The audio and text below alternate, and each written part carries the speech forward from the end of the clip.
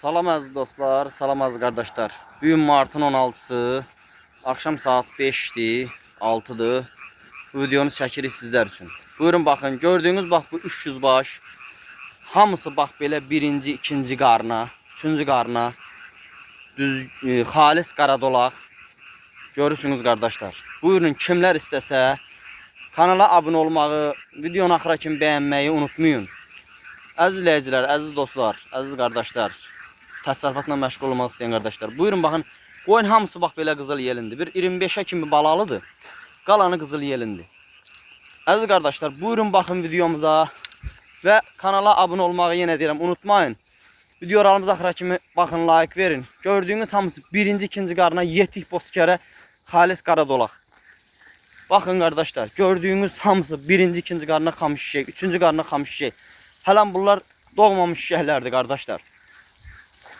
Kimlər istəsə səhifədə nömrə olacaq. Buyurub əlaqə saxlasın. Real alıcılar gəlsin alsın. Gördüyünüz hamısı çil quyruq, xalis qaradolaq. Hamısı da qızıl yelin qardaşlar. Görsünüz qaqalar. Buyurun baxın, hər birisi durnadır da. Maşallah olsun. Bay bay bay bay. Gözəllik budur da.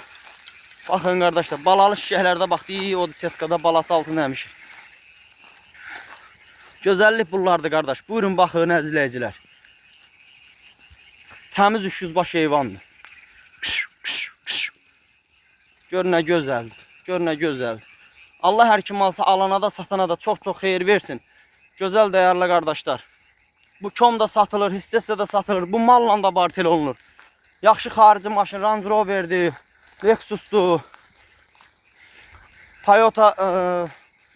Toyota Prado'lardır, nə bilim, ili təzə maşınlarda.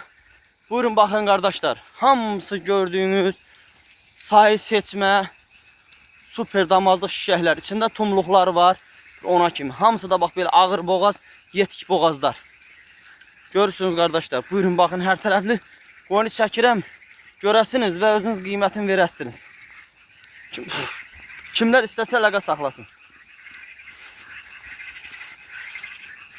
Bay bay bay bay Allah. Nə gözəl heyvandır Allah.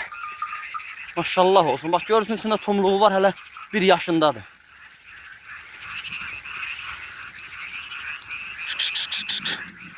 Gözəllik budur. Kimlər istəsə buyursun əlaqə saxlasın. Durmadan zəng eləyin. Dayanmadan zəng eləyin. Gəlin alın aparın. Gözəllik budur qardaşlar. Buyurun əlaqə saxlayın. Gözləyirik izləklərinizi. Allah alana da satana da çox-çox xeyir versin. Gördüyünüz hamısı da yetik boğaz şişəklərdir. Görürsünüz qaqalar, hamısı yetik boğaz şişəklər.